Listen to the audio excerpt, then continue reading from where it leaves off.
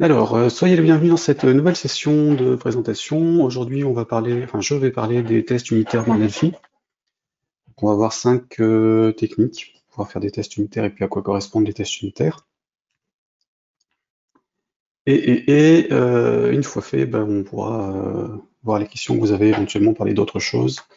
Et j'ai vu sur les mails que j'avais déjà des questions qui correspondaient à des sujets connexes. Donc, on va voir si on a le temps d'en parler. Je vais juste relancer Delphi sur ma session, puisque je viens sauvagement de le planter. Et on y va.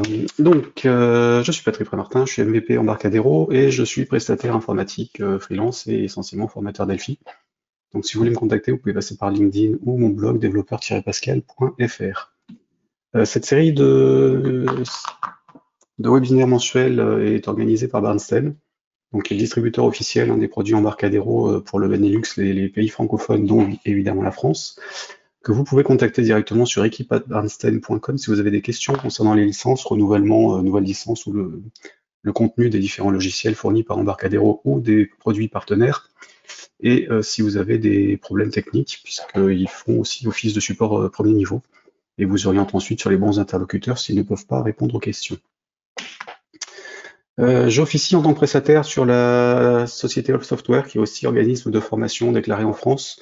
Donc si vous avez des besoins de formation, n'hésitez pas à me contacter par l'intermédiaire du site allsoftware.fr ou se former à delphi.fr ou encore apprendre-delphi.fr sur lequel vous trouverez aussi la formation en ligne que j'avais faite entre mars et mai lors du premier confinement lié au Covid en France. Donc accessible à tout le monde, plutôt destiné à des non-informaticiens ou des gens qui n'ont jamais fait de Delphi.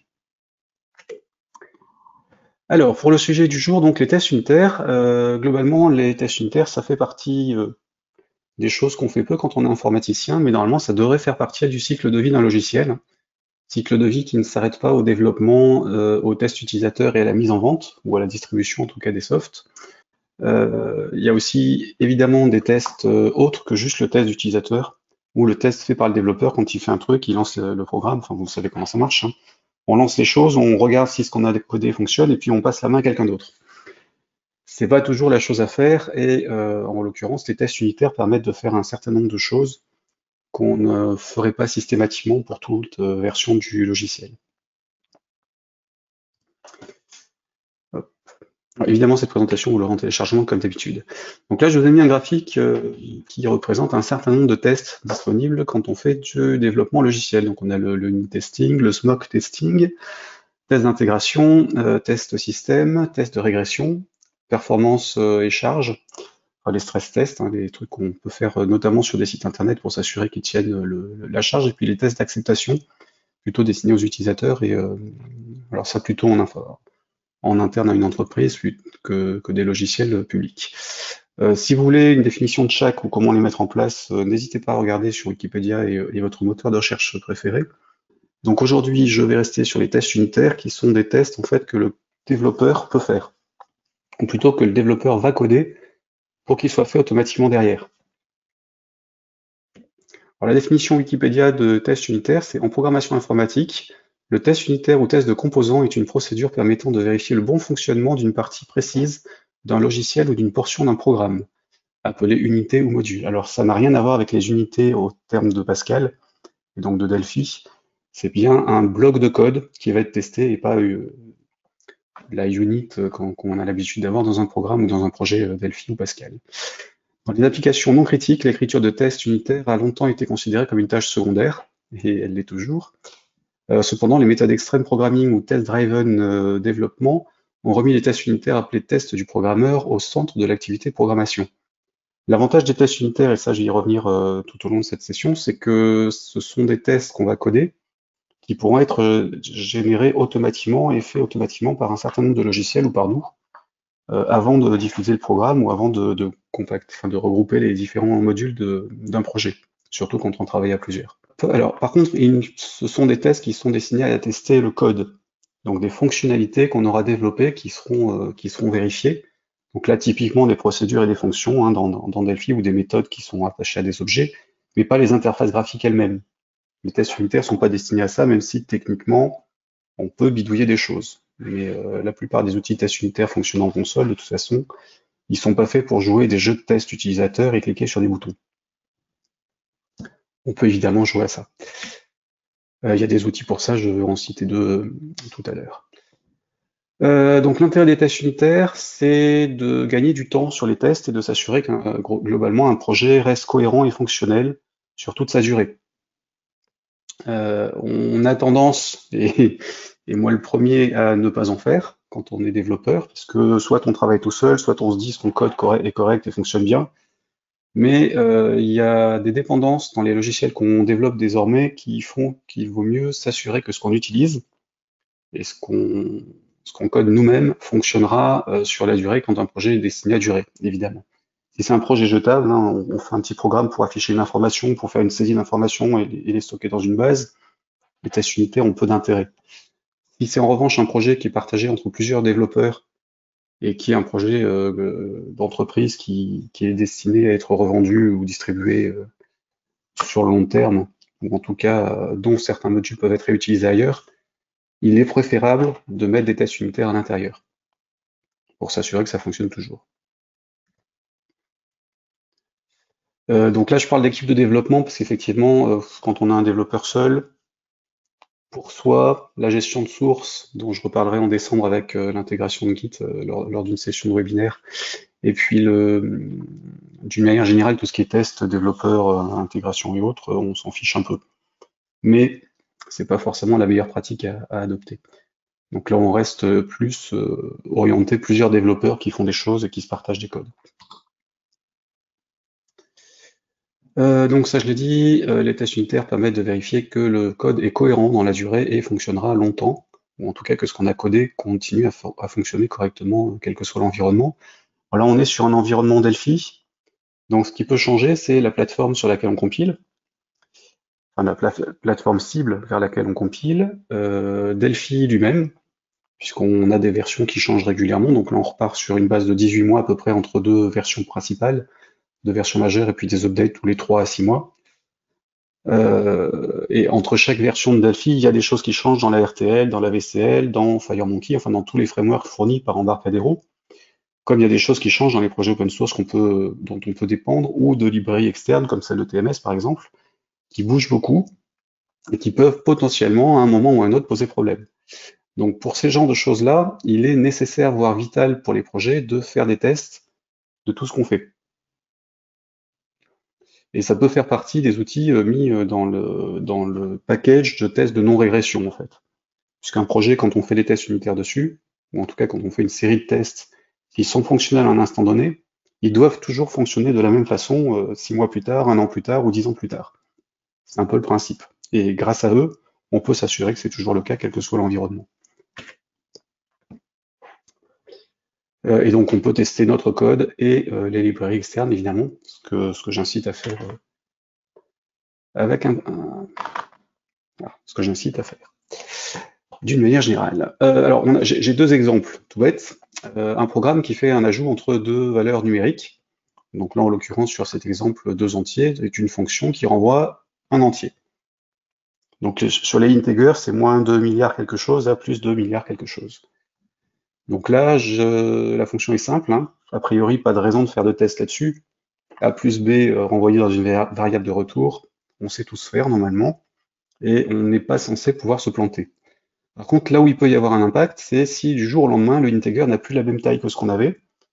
Genre, on a un code qui fonctionne qu'on a codé en Delphi 10, enfin, oui, en Delphi 10.1 par exemple, on veut utiliser la même unité dans un code qui serait fait en Delphi 7.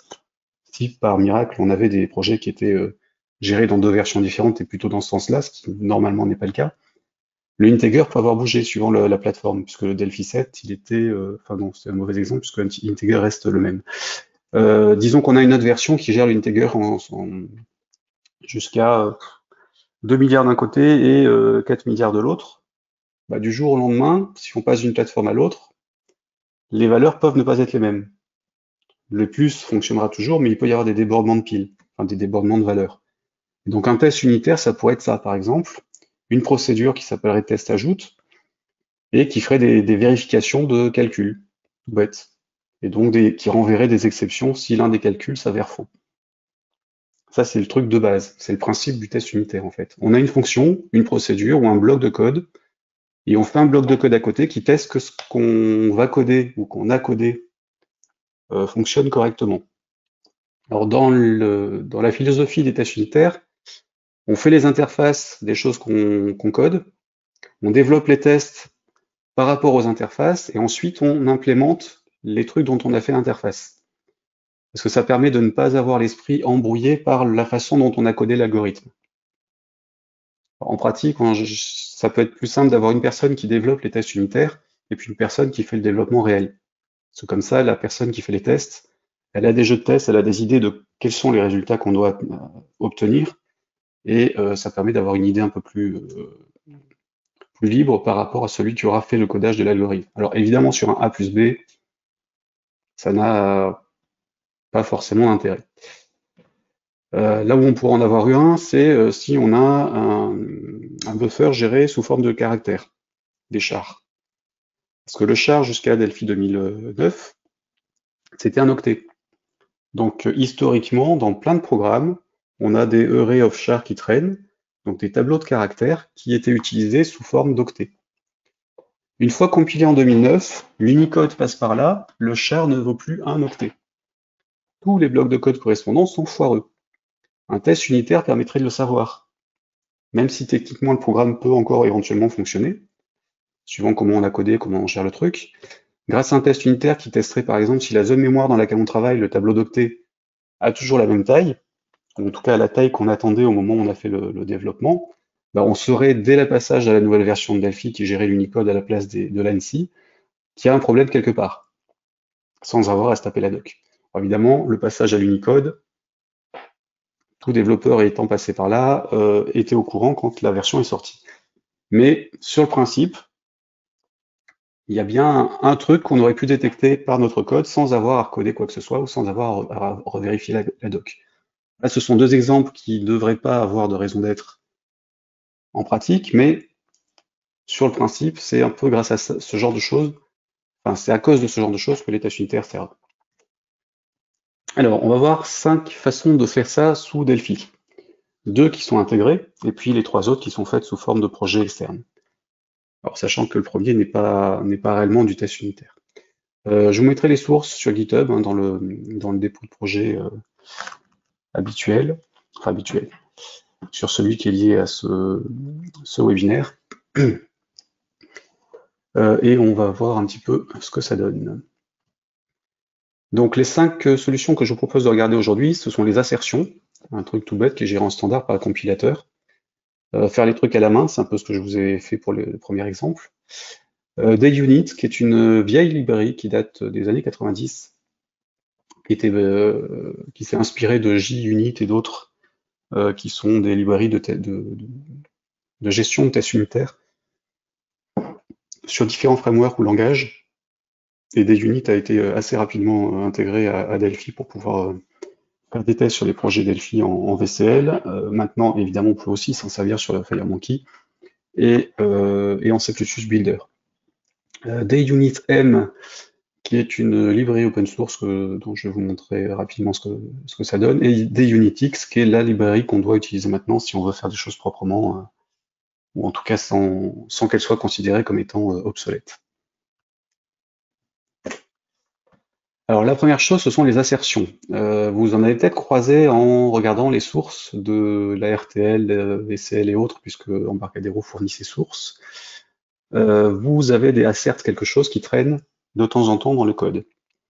On peut s'en servir aussi. En fait, ce que fait le assert, c'est que cette fonction est gérée entièrement par le compilateur. Enfin, cette instruction est gérée par le compilateur. On lui passe une condition qui est vraie ou fausse. Si elle est vraie, ça fait rien. Si elle est fausse, ça renvoie une exception. Donc ça permet, dans certains cas, d'éviter que le code suivant s'exécute juste par rapport à un test. Et nous, ça peut nous permettre aussi de faire des tests unitaires ponctuels dans le code, même si c'est pas fait pour ça. Alors l'inconvénient, c'est qu'elles exécutent en même temps que le code. Donc en gros, on ne va pas pouvoir passer un programme qui va traiter tous les asserts du code. C'est quand le programme se fonctionne qu'on va savoir si ça passe ou pas. Donc c'est plus à utiliser dans la catégorie on fait des tests de développement. Enfin, le développeur fait des tests par rapport à ce qu'il code, les bêta-tests et autres passent par là, et éventuellement il y a des exceptions qui sont relevées et qui sont récupérées par des outils du type Recalog ou à la main, suivant ce qu'on veut faire. L'avantage, c'est que ça s'insère uniquement dans le code source, donc on tape notre truc, on fait des tests de temps en temps, et puis ça pose aucun problème derrière de continuer. Les assertions sont par défaut activées au niveau du projet, dans toutes les configurations, donc debug et release, telles qu'elles sont configurées par défaut par Embarcadero. On peut évidemment les désactiver si on le veut dans les options de projet, et ça c'est évidemment à faire sur les projets en release, pour éviter que des asserts déclenchent des erreurs en prod. Enfin, après ça dépend de ce que vous voulez faire, mais c'est vrai que tant qu'à faire, selon la raison pour laquelle vous les utilisez, il vaut mieux éviter que ça fasse des erreurs. Donc on va passer hop, à un petit exemple. Ici, un projet. Ça. Donc là, j'ai fait un tout bête programme, hein, un écran avec deux champs de saisie, un bouton qui fait le calcul entre les deux champs de saisie et qui affiche les résultats à droite. Donc j'ai un edit, un label pour le plus, un edit, un bouton égal et un label pour le résultat. Et sur le on-click de mon bouton, qui est ici, j'appelle, enfin, je fais le calcul.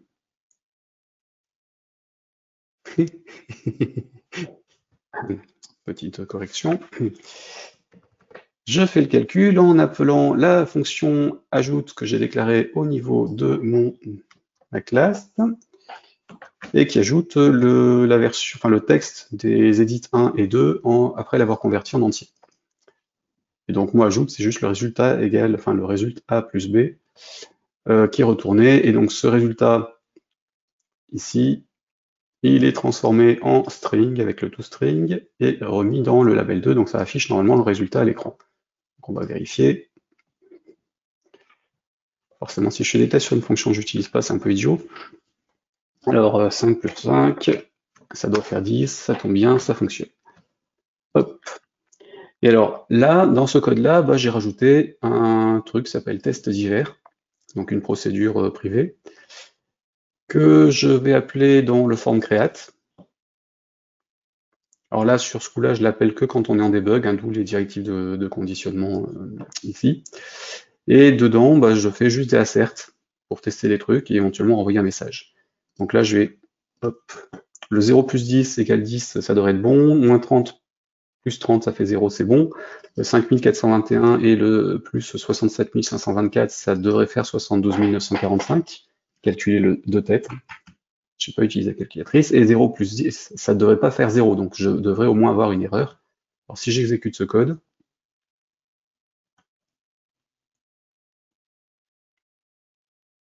j'ai bien un E-assertion failed dans le module projet 1. Et ensuite, bah, j'ai les informations de la ligne correspondante puisque le assert nous envoie les infos pour savoir à quel endroit dans le code on a le problème. Donc ce genre de message d'erreur, il vaut mieux les éviter en prod. Mais si c'est mis dans le code pour s'assurer qu'on ne passe pas à une étape si la précédente n'est pas faite correctement, ça se négocie. Mais dans l'absolu, des tests faits comme je viens de le faire ne devraient pas apparaître en release. Voilà, donc ça c'est un exemple tout bête avec des asserts pour faire des tests dans le code. Alors évidemment, j'aurais pu mettre un test ici. Donc dans ma fonction ajoute directement, j'aurais pu vérifier que A plus B est égal à résulte. Là, je pouvais évidemment pas mettre les valeurs en dur, hein. Donc c'est un exemple un peu bidon, mais sur le principe, ça fonctionne aussi. Alors si je fais plus 1, ça me fait une erreur à cet endroit-là, lors de l'ajout.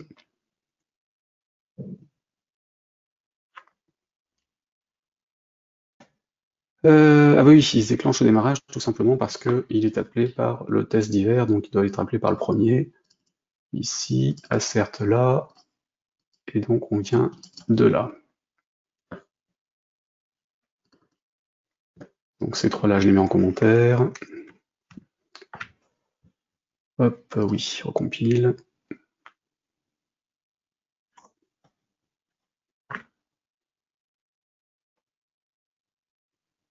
Donc là, ça s'affiche correctement. 5 plus 5, c'est égal à 10, donc pas 11, comme je l'ai ici.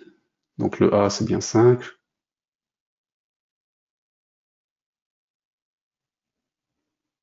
Voilà. Qu'est-ce que c'est que ces valeurs?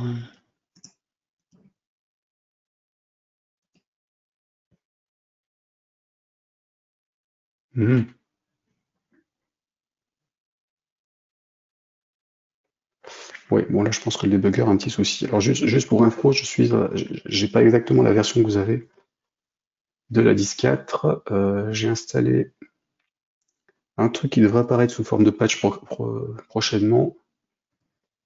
Et j'ai des erreurs un peu bizarres de temps en temps. Donc hop, on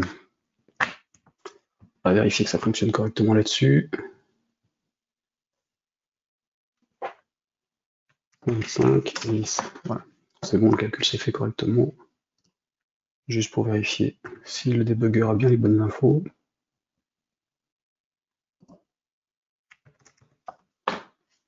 Oui, il a bien les bonnes infos. J'ai bien 5 dans le A, 10 dans le B et 15 en résulte, donc c'est bon. Ok.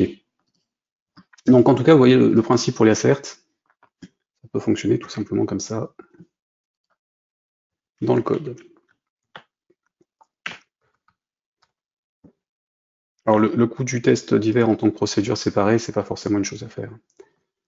Considérez plutôt les asserts comme des choses à utiliser réellement dans votre code et pas comme je le fais dans cet exemple. Même si c'est possible. Donc l'autre technique, la suivante, c'est de ce côté-là, ce serait de le faire à la main. Donc on a les assertions pour déclencher les exceptions, mais ça arrête le programme au moment où on a la première. On pourrait avoir envie de gérer plusieurs tests à la fois et pas planter l'utilisateur juste parce qu'on a un truc qui déconne. Donc ça, on va le faire un petit peu comme j'avais fait sur le premier exemple que je vous ai montré avec le source dans la présentation. L'avantage, c'est qu'on peut laisser le code s'exécuter, puisque c'est nous qui allons tout gérer à la main, et on peut utiliser des outils externes comme CodeSys ou d'autres pour gérer l'historique de tout ce qu'on aura testé et en tout cas des erreurs qu'on aura à déceler. Donc là aussi, on peut utiliser Recalog d'ailleurs, puisqu'il le permet aussi. Donc, autre exemple ici. Donc, du coup, je dois avoir la même erreur de code pour le calcul, que je m'en vais corriger de ce pas sur le bouton clic. C'est ça.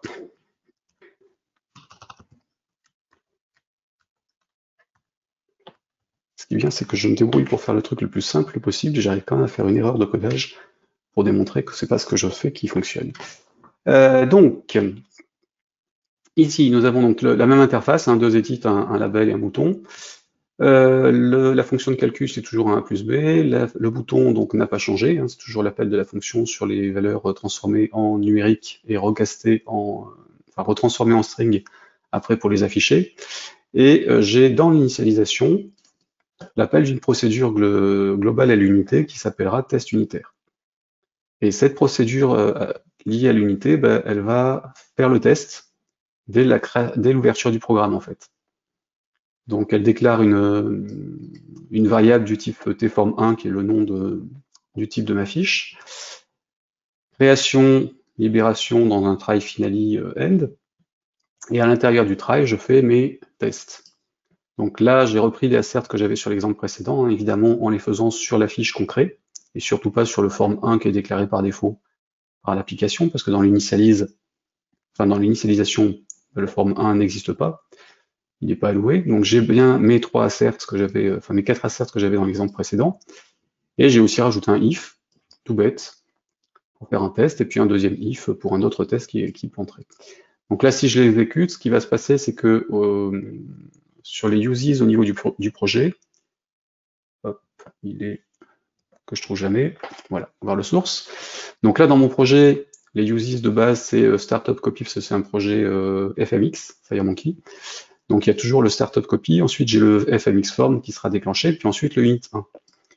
Donc ça se fait au niveau du begin. Le begin du projet lance les initialisations des unités qui sont incluses. Le finalisation, qui en l'occurrence n'est pas utilisé, serait déclenché sur le end. Donc mon initialisation, c'est au niveau du begin. Ensuite, l'application se crée normalement, déclare la fiche, forme 1, et ensuite lance l'interface. Donc là, si je mets mettre un point d'arrêt ici, si j'arrive à choper la bonne colonne, voilà. Ici et au niveau de l'initialisation, normalement, il va commencer par le test unitaire. Si j'exécute en debug, F9. Alors comme toujours, j'ai oublié de le rappeler, mais comme vous êtes une interface web, n'hésitez pas à repasser en plein écran. Si vous ne voyez pas exactement ce que j'écris, me le signaler dans les commentaires pour que j'agrandisse le texte. Maintenant, sur la disquette, on a un plus en bas, dans le concepteur de code, ce qui permet de changer plus facilement. Donc n'hésitez pas à me laisser un message. Donc là, j'ai lancé en debug, j'arrive bien sur le test unitaire comme première instruction, je fais mon F9 pour continuer, il passe au initialise comme je viens de le dire. Donc on a bien sur le begin le truc, donc on ne peut pas utiliser forme 1 dans notre test. J'enlève les points d'arrêt.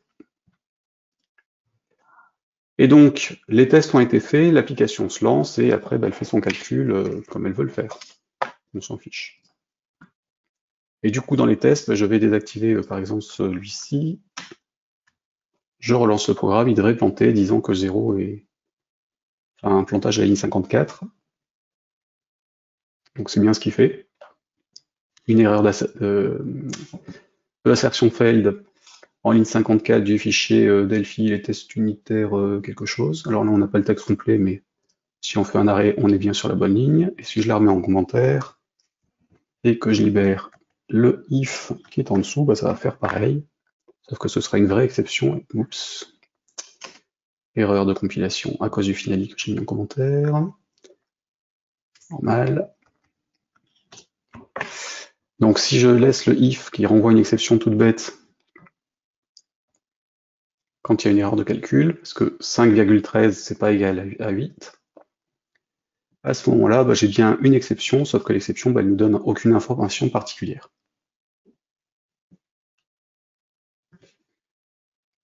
Voilà. Mais on a bien une erreur. Et donc, au lieu de faire des raise, ou d'utiliser le assert, je pourrais faire un ajout dans une log, dans un fichier texte ou autre chose, qui serait géré en global sur mon projet, et toutes les unités pourraient avoir un test de l'unité elle-même et de toutes les fonctions qui sont dedans, que ce soit des fiches ou pas des fiches d'ailleurs. Cela, en l'occurrence, ce sont des méthodes de fiche. Enfin, le ajout, c'est une méthode de la fiche que j'ai créée, mais ça pourrait être des unités qui ne contiennent aucune fiche et que du code, soit des procédures et fonctions de base, soit des méthodes de classe, et ainsi de suite. Donc, vous pourriez utiliser ce type de codage pour faire votre propre système. Hop, ici. Le tout, c'est de savoir où vous stockez les erreurs pour éviter d'être embêté, puisque tous les initialises se déclenchent au démarrage du programme. Donc si vous avez 50 fiches, ils seront tous exécutés avant que quoi que ce soit apparaisse. Raison de plus de le mettre en debug uniquement, parce que ce truc-là, en release, ça peut prendre aussi du temps. Donc évitez d'alourdir le code exécuté en production si vous faites des ajouts d'informations juste pour des calculs de durée et autres fonctionnalités pour vous en interne pour optimiser le projet. Donc voilà pour les méthodes internes à Delphi, ou d'une manière générale au Pascal. Maintenant, on va passer à DUnit. Donc c'est, comme je disais tout à l'heure, un projet open source qui date des années 90. Le code source n'a pas été modifié depuis 2007, si je me trompe. Enfin, 2006 ou 2007, je ne sais plus trop, il faut aller regarder sur le dépôt dunit.sourceforge.net.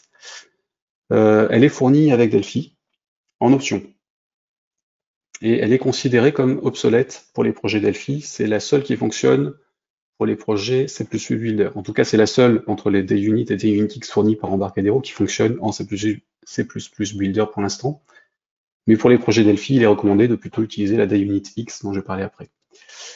Évidemment, si vous avez des projets avec déjà des tests unitaires développés avec des units, ils continuent à fonctionner sous Windows en 32 bits.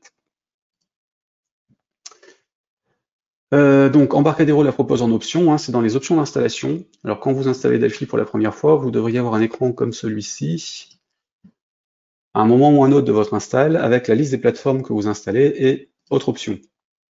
Alors soit en une fois, soit en deux écrans, ça dépend de la version que vous utilisez. Et vous avez une rubrique DUnit, Unit Testing Framework, qui est peut-être traduite, je ne sais plus trop.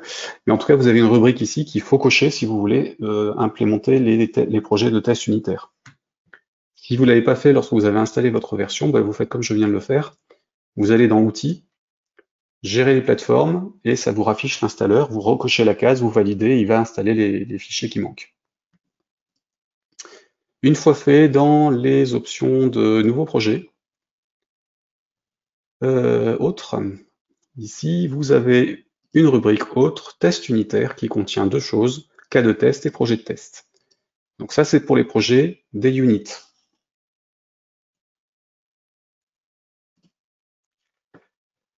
Hop.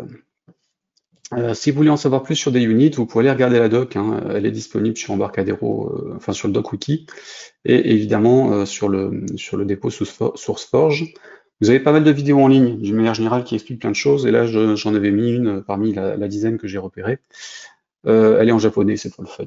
Enfin, elle est faite par un japonais, donc n'hésitez pas à jeter un coup d'œil. Son accent est pire que le mien en anglais, j'adore. Ceci dit, je vous montre à quoi ça ressemble sur un vrai projet. Donc c'est le même, hein. Ici, donc je vais ouvrir celui-ci. Le bip que vous avez peut-être entendu, c'est Siri qui vient de se déclencher sur l'iPad. Parce que j'ai vu dire un truc qui lui a plu. Hop, donc des units ici. Donc j'ai mon projet classique, qui est là, projet 1.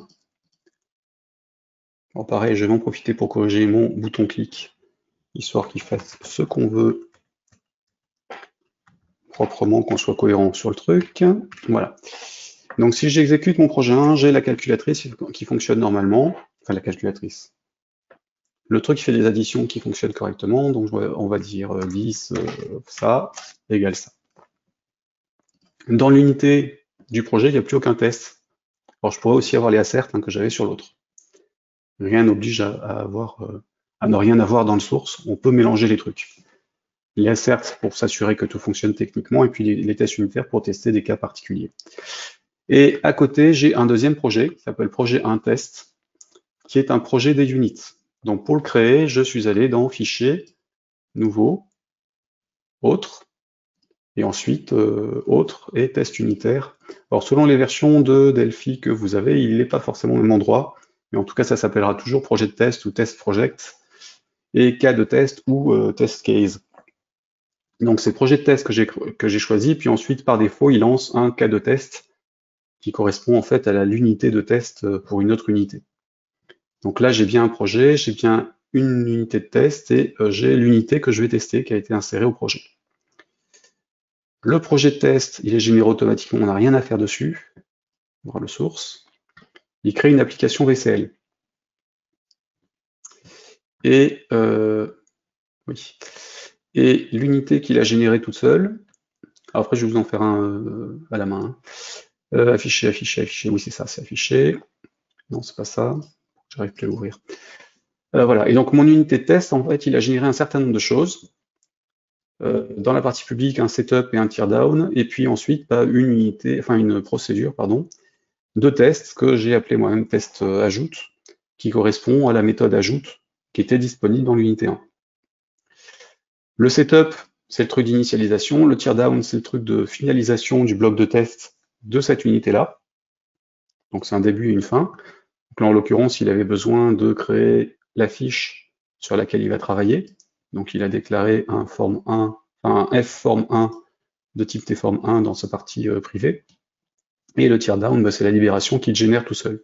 Alors, le nil à côté du create est à rajouter soi-même, puisqu'il n'est pas auto-créé par des units.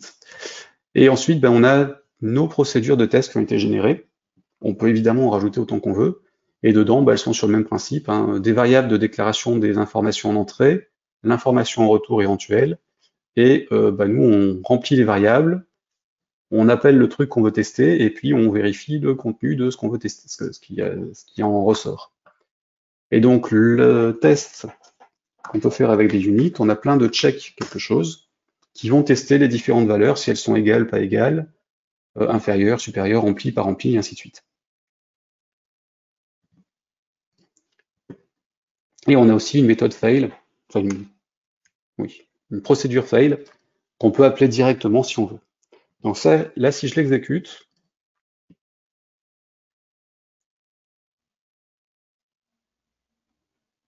donc là, j'exécute mon projet de test, il nous affiche une interface, je vais m'afficher là, qui nous liste toutes les unités de test.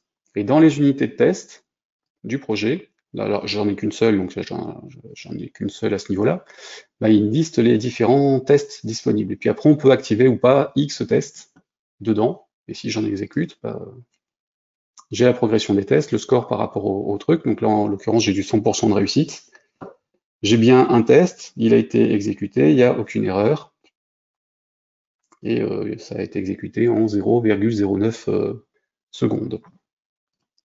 Et donc, si je mets des erreurs, donc par exemple, je vais activer les deux du bas. Donc le check égale 70,return value, bah, c'est faux parce que 60 c'était le résultat de 10 plus 50, donc il devrait passer. Et ensuite j'ai un fail que je mets en dur. Donc là le fail évidemment il est appelé que quand on fait des if nous-mêmes, hein. Je relance le projet. Donc il m'affiche tous les tests, je les exécute.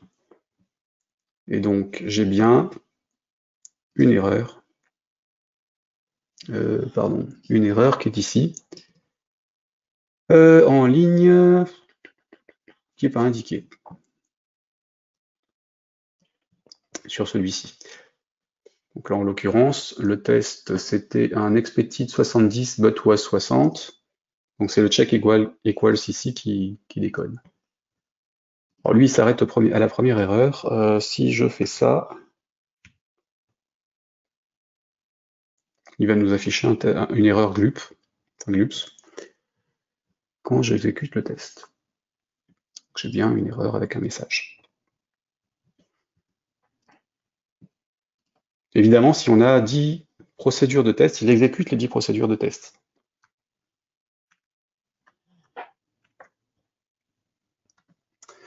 Voilà pour des units. Alors si vous voulez en créer un de base, je me remets sur le projet principal. Je vais fichier nouveau, autre test unitaire, projet de test, et il y a un assistant qui se déclenche, donc là je vais laisser les informations par défaut, je les enregistrerai pas, il se met dans des units, ça c'est bon. Et on a une personnalité, donc on peut faire des tests par rapport à Delphi ou à C++, puisque celui-là gère les deux.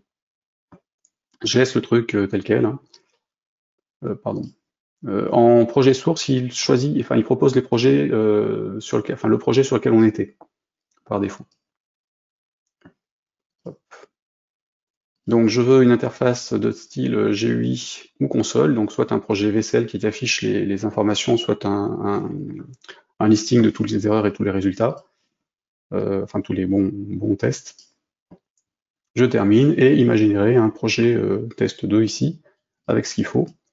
Et donc dans ce projet test 2, je vais rajouter ici, alors c'est pas des units qui rajoutent l'unité de test automatiquement, c'est l'autre. Là, je vais dans autre aussi, test unitaire et cas de test.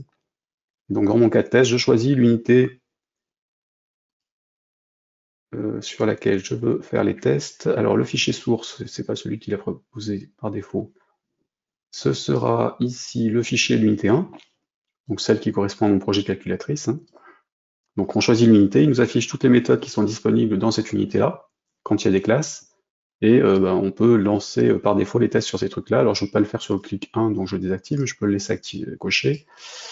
Il choisit les noms de fichiers qu'il veut derrière, on s'en fiche, et donc il m'a créé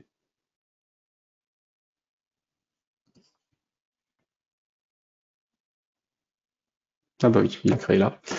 Ok, il m'a créé le même fichier il m'a modifié le fichier qui était existant. Un peu couillon. Donc il m'a créé ça, et donc il a laissé ce qu'il y avait dans le fichier d'origine, et puis il m'a rajouté le nouveau test. L'assistant pouvant faire des mises à jour, évidemment, de fichiers de test existants. Donc on n'a pas à retaper des trucs si on rajoute des méthodes et autres dans les fichiers d'origine. Donc je vais évidemment tout fermer sans enregistrer. Non pour tout. Et non. Donc assez simple à implémenter. On lance l'assistant, ça permet de générer le truc. Sauf qu'il ne faut pas utiliser cette version-là sur des projets récents, surtout des FMX. Autre unité qu'on peut utiliser pour du test unitaire dans Delphi, c'est DUnitM. Hein, autre librairie qu'on peut utiliser, c'est DUnitM, qui est une librairie open source aussi, qui a été créée par Glenn Claydon et qui est disponible sur GitHub. Alors pareil, il y a plusieurs vidéos qui en parlent, beaucoup moins parce qu'elle est un peu confidentielle, mais je vous ai mis le lien quand même pour les regarder dans la présentation. Alors l'objectif annoncé, c'est de simplifier un petit peu la création de tests unitaires, mais c'est quand même du code à taper. Et là, il n'y a pas d'assistant. Donc c'est nous qui faisons tout à la main. Mais c'est assez simple, hein, globalement. Hop. Et donc, voilà à quoi ça ressemble. Un projet existant, on a dit DUnitM. Voilà, donc là, comme tout à l'heure, on a un projet sur lequel on veut faire des tests. Je ne vais pas aller changer l'onClick, hein, vous avez compris le principe, on s'en fiche. Et on se crée nous-mêmes à la main un projet console. Donc on fait un nouveau projet de type console, dont je vous montre le source. Sur ce projet de type console, on rajoute une unité qui est Minitest Framework, qu'on peut rebaptiser si on a envie, qui est fournie par DUnitM, donc on le récupère depuis le lien du dépôt de code. Donc en gros, sur l'adresse ici, github.com, Glenn Claydon, Delphi Tips, wiki, machin truc, et il y a un lien pour récupérer l'unité en question. Donc on copie le code de cette unité, qui est assez haut, assez long, et ce truc-là va nous générer toutes les logs et nous fournit des informations, enfin des procédures et des fonctions qu'on peut utiliser pour générer le rapport. Donc on utilise cette unité-là dans notre projet console, on rajoute là où les unités sur lesquelles on veut faire les tests, et on rajoute là où les unités qu'on va coder nous pour générer les tests. Alors, on peut évidemment sur un petit projet tout faire directement dans le programme, sous forme d'une procédure ou directement dans le code.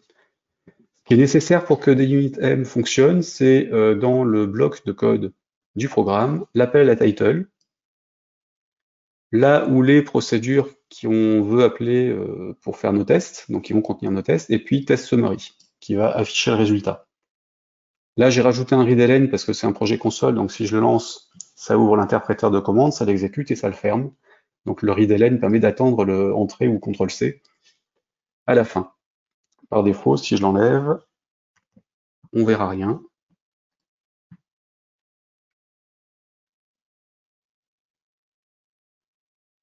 Voilà. En plus, le projet est petit, donc effectivement, on n'a pas le temps de voir. Si je l'exécute avec, donc mon projet console se lance, j'ai mes 4 tests qui passent ou qui passent pas, et j'ai le rapport complet à la fin. Donc je peux faire Entrée ou CTRL-C pour en sortir. Donc test summary, title, et entre les deux, les procédures et fonctions de test qu'on veut lancer. Et moi, ma procédure de test, je l'ai mise dans une unité qui s'appelle test unit 1, qui va faire un test sur l'unité unit 1 de mon projet principal, elle utilise aussi le Minitest Framework pour avoir les commandes à utiliser pour les tests et ainsi de suite. Je fais une déclaration de la fiche que je veux tester, ou de l'objet, ou directement des informations qu'on veut, et je la libère, hein, pareil, un try finally pour être tranquille. Et chose impérative, new test, qui déclare en fait une rubrique au niveau du rapport final. Et après new test, on fait ce qu'on veut. Donc là, en l'occurrence, le new test, c'est un texte, enfin, c'est 2 libellés qui sont affichés. Et ensuite, j'ai des checks quelque chose. Hop. Alors, il y en a moins, mais il y a aussi d'autres méthodes pour faire de l'affichage aussi, si on veut faire du rubricage d'autres informations. Donc là, il suffit de retrouver les fonctions et les méthodes, voilà. Donc on peut changer le type d'affichage, on peut faire des checks, on a les différentes rubriques au niveau du rapport, et ainsi de suite. Donc regardez si vous voulez utiliser un truc simple. Effectivement, c'est pas très lourd à mettre en place, mais ça reste du code. Enfin, de toute façon, les tâches unitaires restent du code par rapport à du code. Et donc dans mon cas, là j'en ai 4 qui sont faits, tests. Le premier c'est correct, 10 c'est bien 1 plus 9, 100 c'est bien 10 plus 90, 33 c'est pas 1 plus 9, donc il va être en erreur, 42 c'est bien 39 et 3, donc j'ai 3 résultats corrects, un résultat faux. Chaque test a son libellé, et donc je peux savoir que c'est bien mon message, mon cas de test 3 qui est planté, avec le message 3 que j'avais mis au niveau du code, ici. Et tout ça, c'est regroupé dans test case, nom du test. Donc le nom du test qui est ici. Et le cas de test, c'est ce qui est indiqué à côté. Donc on peut arriver à faire des rapports assez longs avec ce truc. Et c'est assez simple à mettre en place si on a envie de gérer ça. On a juste notre truc à faire et puis en gros on les affiche sur la console avec les commandes qui gèrent tout seul. Donc c'est bon pour celui-ci. Et le dernier, donc le truc à utiliser pour vos projets Delphi, c'est DUnitX, donc qui est aussi fourni par Embarcadero, qui est installé en option en même temps que DUnit, qui est développé par la société Vsoft Technology et qui reste un projet open source. Elle est maintenue, elle fonctionne pour la VCL, FireMonkey et tout type de projet Delphi. Alors je dis tout type de projet Delphi, elle fonctionnera pas forcément pour un projet généré pour TMS Webcore qui génère du JavaScript, mais ça mérite de tester. En tout cas, la partie Pascal pourra être testée sans problème de vos fonctions, mais la version générée, évidemment, restera du JavaScript. Donc l'automatisation des tests se fait sur le même format que des units, hein, on a le même principe. Et je vais vous montrer, ce sera plus simple. Et donc pareil, vous avez une info sur la doc, sur le doc wiki, avec une présentation et surtout, si vous avez déjà des projets avec des units, une page qui explique comment faire du basculement de des units à des unitx. Donc, démonstration toute bête, je rouvre le même type de projet. Et là, ici. Alors le groupe qui contient donc mon projet normal, donc la calculatrice, et mon projet de test à côté. Donc là, la calculatrice, pareil que sur le précédent, il n'y a rien. C'est juste la fonction de calcul et puis le bouton qui l'appelle. Donc là, pareil, je corrige mon exemple. Juste que je pense à les publier avec la bonne version. Voilà, et donc mon projet de test ici, c'est un projet DUnitX. Alors, hop, voir le source. Donc ça a généré un certain nombre de choses tout seul hein, quand je l'ai utilisé. Pour créer un projet DUnitX, il faut aller dans Fichier, Nouveau, Projet, enfin Autre. Dans la partie Delphi, vous avez une rubrique DUnitX, et donc là, vous avez un projet DUnitX et une unité DUnitX. Donc le projet il vous génère un programme avec tout ça, par défaut. On n'a rien à changer dedans, sauf si éventuellement on veut passer en interface graphique. Alors il y avait un truc à rajouter en ligne de commande, je sais plus, il est en commentaire quelque part. Et ici, l'unité de cas de test, en fait, il la génère aussi tout seul. Alors la petite particularité de DUnitX, c'est qu'il utilise des attributs dans les sources. Donc c'est pas du code, ce sont des informations qu'on rajoute au niveau des objets et des méthodes d'objets qui sont interprétées ensuite par la librairie pour exécuter les tests. L'avantage, c'est qu'on peut déclarer un test en mettant juste test avec la procédure en dessous, dans l'objet qui est un test fixture, donc c'est le truc qu'ils utilisent pour ça, et qui est référencé dans l'initialisation de l'unité. Donc il a créé tout seul un test forme 1, il est référencé au démarrage du programme, et mon test forme 1, c'est une classe. Après, il se débrouille pour les implémentations et tout le reste. Dedans, il y a un setup, il y a un teardown, donc c'est l'équivalent de ce qu'on avait sur des units, hein, un truc d'initialisation et un truc de finalisation de l'objet ou le create et le destroy, comme vous voulez. Et on peut y mettre autant de procédures qu'on veut. Celles qui seront exécutées par l'outil, ce sont celles qui sont précédées par l'attribut test. Et dans certains cas, en plus de test, on peut rajouter des cas de test. Donc le cas de test, il a un texte et des paramètres. Ça correspond à ce qui sera passé en paramètre derrière. Et donc lui, en fait, il va chercher tous les objets qui sont référencés. Dedans, il exécute les setups. Après avoir exécuté un setup, il exécute tous les tests, donc toutes les procédures qui ont l'attribut test, et ensuite il exécute le teardown et puis il passe à l'unité suivante. Dans ce cas-là, dans mon setup, je me suis contenté de déclarer, alors là en l'occurrence, il y a la variable form 1 qui est déclarée au niveau de mon unit 1, donc je peux me permettre de l'allouer puisque je suis pas dans le projet 1. C'est la même que je supprime à la fin dans le teardown. Et mon test 1, j'ai juste dit que il était OK. Mon test 2, il sera pas OK. Donc dans des units, en fait, on a l'objet, enfin la classe assert dans laquelle on a tout ce qui permet de travailler. Et voilà un petit peu tout ce qu'il y a dessus. Donc on peut tester l'égalité, la non-égalité, le fait que ce soit rempli, pas rempli, le truc qui contient quelque chose, qui n'en contient pas, et ainsi de suite. Enfin, on a pas mal de types d'informations, et, et on peut aussi faire nos propres tests, et puis appeler pass ou fail, suivant les cas. Donc là, en l'occurrence, mon test 1, il passera, mon test 2, il sera toujours en erreur avec un pas OK, mon test 3, il se contente de vérifier si le calcul fait par ajout correspond au résultat que j'attends. Et je rajoute un texte à côté, ou un texte tout court, dans tous les cas. Et mon test 3, du coup, j'ai pas à dire que je l'appelle pour X, Y et Z, je le mets uniquement en attribut au-dessus, donc lui, il va vérifier ces trucs-là. Si j'exécute mon projet de test, donc là, on sera en console, si je ne me trompe pas sur celui-là, oui. Donc j'ai tout le contenu qui a été fait, donc là, j'ai qu'une seule unité de test, elle s'appelle unit 2 hein, dans mon projet. Elle porte sur la classe test form 1, et ensuite, pour chaque test, on a les informations du test qui a été fait. Donc test 1, c'est la procédure test 1. Donc il exécute le setup, il exécute la procédure, il exécute la sortie. Le test est successful, donc il affiche succès. Enfin, est réussi, il affiche succès. Le test 2, j'ai renvoyé fail dans mon code, donc en fait il fait l'exécution, il dit que c'est fail, et il renvoie le texte correspondant au fail, donc le pas OK. Et le troisième test, j'ai 4 cas de test dessus, donc il exécute les 4 cas de test. Donc le premier est OK, le deuxième ne l'est pas, et donc il génère tout seul le texte. Hein. Mon test, il s'appelle test 10 plus 100, alors je vous le remontre dans le source, il est là.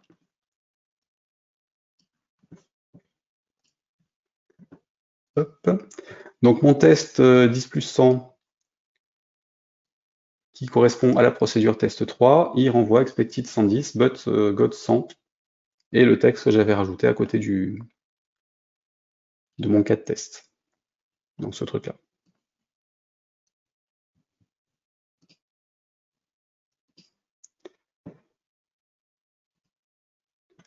Hop, et pareil pour le troisième et quatrième essai qui sont réussis. Le rapport final, j'ai donc un résultat de tous les tests qui ont été développés, enfin qui ont été lancés, ceux qui ont réussi, ceux qui ont échoué, et puis il remet les messages d'erreur pour ceux qui ont échoué. Donc ce truc-là permet de faire pas mal de choses assez simplement. Hop là, que je revienne sur la bonne, et voilà, c'est fermé. Et si on veut le créer, si je crée un truc de base, donc je vais dans Fichier, Nouveau, Autre, Delphi, DUnitX, projet DUnitX. Donc là, j'ai un petit assistant qui me demande si je veux le rajouter au projet, au groupe de projet, si je veux créer ou pas une unité de test dès le départ. Donc là, je vais la décocher. Donc OK. Il va me créer un projet 3. Et donc à mon projet 3, je vais par exemple rajouter ici autre, donc Delphi, DUnitX, CAD test, enfin unité DUnitX, pardon. OK, donc là, on va créer l'initialisation et la finalisation. Je veux des méthodes d'exemple. Je vais laisser des tests. Hop, voilà. Voilà, OK. Il me rajoute l'unité. Alors par contre, il me rajoute l'unité, mais il ne fait pas les liens tout seul par rapport à l'unité existante. C'est à moi de faire les liens avec les trucs que je veux tester. Contrairement au DUnit, qui demande sur quoi on veut faire les tests et qui ensuite fait le codage par rapport à celui-là. Donc deux approches différentes, celle-ci est plus souple, et pareil, elle a une interface graphique comme une interface standard. Donc c'est plutôt des Unitix qu'il faudrait utiliser pour vos projets. L'avantage des tests unitaires, c'est qu'ils permettent dans certains cas de s'assurer que les versions transmises entre développeurs ou avant compilation automatisée sont fonctionnelles.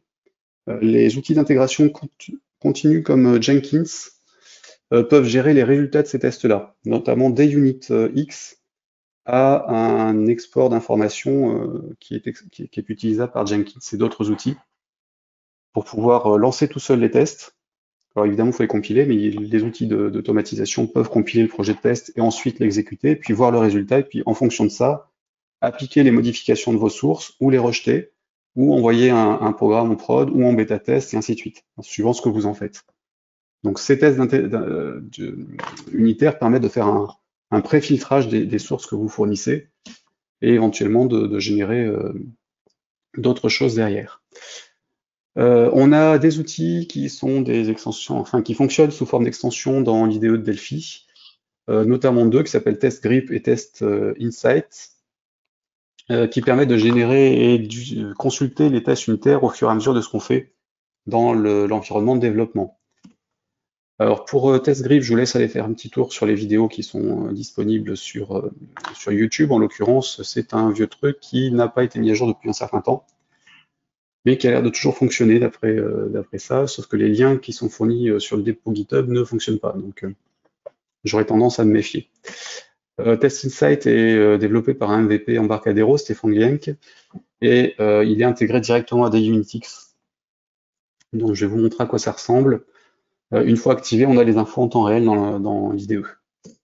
Alors ça dépend aussi un petit peu des temps de réponse de notre machine. Là, en l'occurrence, ça prend un peu de temps même sur ce projet-là, parce que je suis sur une machine virtuelle et qu'elle n'est pas hyper véloce sur un Mac qui commence à donner ses signes de fin de vie. Je vous ai mis le lien d'un tutoriel qu'avait écrit David Millington sur son site par rapport à TestInsight et des units. Là, je vous montre ce que ça donne avec des Unitix. Donc, je reprends le même projet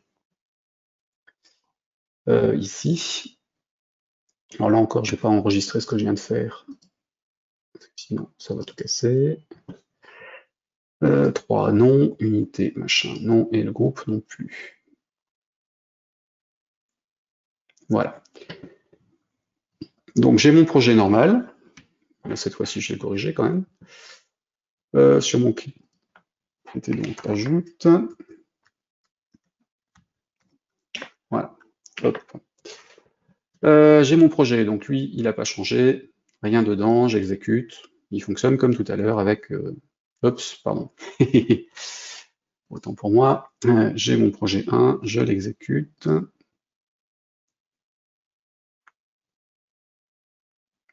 Voilà. Donc ça me donne un résultat, c'est bon. Et j'ai mon projet 2, qui est un projet des Unitix. Donc je l'ai créé comme je viens de le faire sur le précédent. Projet des Unitix sur lequel j'ai créé une unité avec un cas de test. Donc la même chose, sauf que j'en ai mis un peu plus, pour les calculs. Donc là, j'ai fait le test 1, test 2 qui doivent être les mêmes, hein, fail et voilà. Le premier, il passe, le deuxième est une erreur. Le troisième fait les calculs avec A plus B égale quelque chose. Et le quatrième, c'est juste un truc qui affiche passer si la valeur passe en paramètre est pair, et ça ne passe pas si la valeur est impaire. Donc on n'est pas obligé de tester autre chose, hein, on peut faire un peu n'importe quoi, c'est vraiment ce qu'on veut. Donc lui, si je l'exécute, il utilise TestInsight parce que j'ai activé TestInsight dessus. Et en fait, TestInsight, je l'ai installé dans l'environnement, donc j'ai juste exécuté son setup après l'avoir téléchargé sur le lien que je vous ai mis dans la présentation. Hop, ici. Et une fois dans l'environnement, on l'a d'en voir. TestInsight qui est ici, Explorer. Vous remarquerez qu'il a les résultats. Alors c'est une fenêtre qu'on peut greffer sur autre chose, hein. Là, je préfère la laisser en flottante, mais je peux la greffer sur l'environnement et la docker directement. Et donc là, bah, par exemple, dans mon unité 2 de test, de mon projet de test, je vais en rajouter un. Je vais faire un test case, qui sera le 4, sur la valeur. J'enregistre, et il lance le test tout seul. Donc là, normalement, mon test 4, il devrait foirer, et j'ai bien mon test 4 ici, qui dit qu'il est impair, mais donc il est faux. Et si je veux un test pair, enfin un test qui fonctionne, ben, je peux rajouter, je vais recopier le 2. Hop là, V, ce sera le test 5, CTRL S, et je devrais avoir un succès qui passe à 5 ici.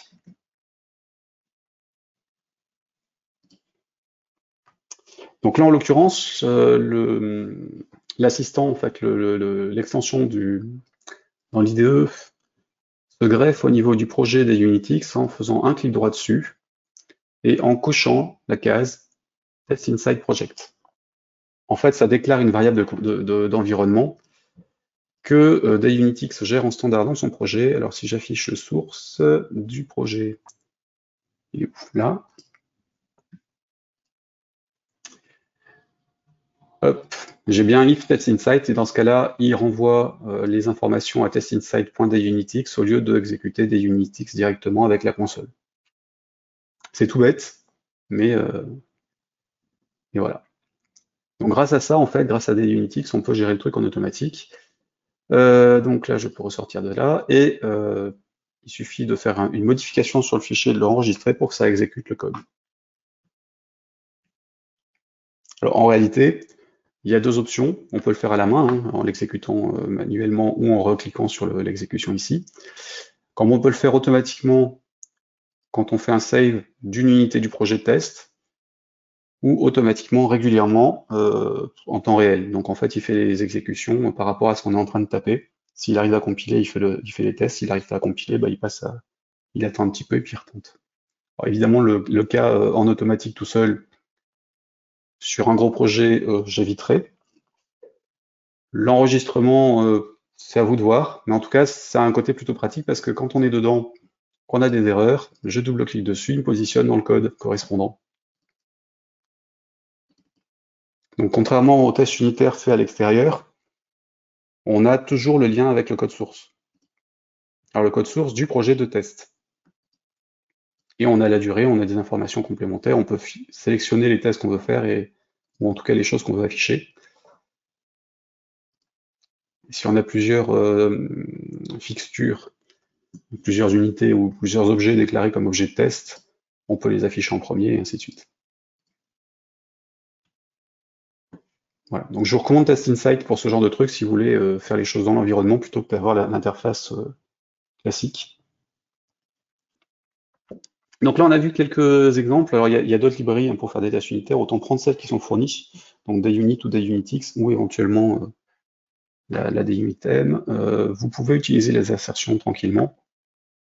Mais en tout cas, habituez-vous à en faire quoi qu'il arrive, au moins sur les projets volumineux et ceux qui sont censés durer.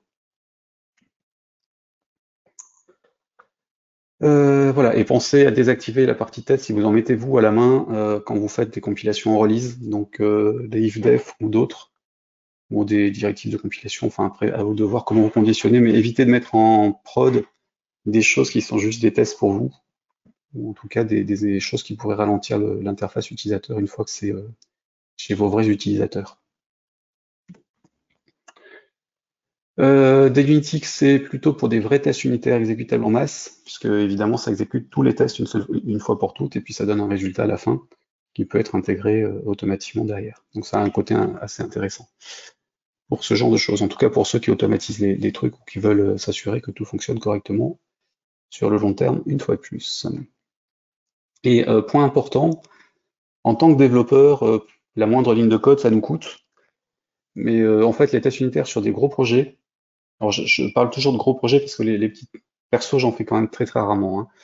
Mais sur des projets de base ou quand on a juste une interface graphique, bon, il n'y a pas forcément d'intérêt, mais sur tout ce qui est gros calcul ou des choses comme ça, pensez à en faire parce que ça vous fera gagner du temps et de la fiabilité sur le long terme.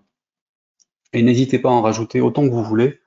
Au pire, ça alourdit uniquement le projet de test, pas forcément votre projet enfin, pas votre projet final réel. Au contraire, plus vous avez de tests, plus vous serez tranquille par rapport à la fiabilité du tout. Donc pour le détail, donc je vous remettrai des liens, enfin tout ça, la rediffusion de cette présentation, les liens vers les exemples, la présentation, et puis d'autres liens vers des vidéos de démos sur les différents frameworks. Je les remettrai sur le blog, donc là il y a l'adresse, mais évidemment vous la recevrez par mail dans quelques jours quand tout sera en ligne. La rediffusion de cette session, comme les précédentes, sera ou est déjà, suivant quand vous regarderez ça, sur la chaîne YouTube de Bernstein avec les autres, où vous trouverez aussi la formation que j'avais faite lors du premier confinement Covid en France. Les prochains webinaires, on en a deux prévus. Donc 24 novembre au sujet du déploiement et la diffusion de logiciels et de leur mise à jour, et le 29 décembre sur l'utilisation de Git, que Yann Barker avait fait une session cet été, ça devait être cet été. Elle a eu plutôt du succès, et c'est vrai qu'il y a quand même pas mal de choses à voir en pratique quand on veut l'utiliser, donc je partirai dans le détail. Bon, petit exercice pratique de comment on crée un projet sur Git ou comment on importe un projet Git. J'utiliserai sans doute GitHub ou GitLab pour l'exemple, n'importe quel truc peut fonctionner. Et puis derrière, on verra comment on peut manipuler tout ça avec Delphi pour la création de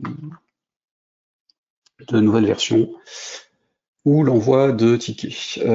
Ensuite, tous les autres webinaires, les précédents et éventuellement les suivants de 2021, sont disponibles sur mon blog, pareil sur la page spécifique dédiée au webinaire. Donc c'est dans la rubrique série en haut de l'écran, puis ensuite webinaire.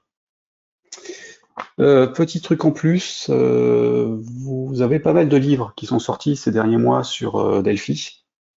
Le dernier en date, c'est Delphi GUI Programming with FireMonkey de Andrea Magni. C'est clairement la Bible à lire si on veut faire du développement FireMonkey. Et vous retrouverez les autres sur delphi-books.com. Alors hop, je l'autorise. Qui va évidemment s'afficher sur le mauvais écran. Donc je vais repartir sur celui-ci avec Chrome.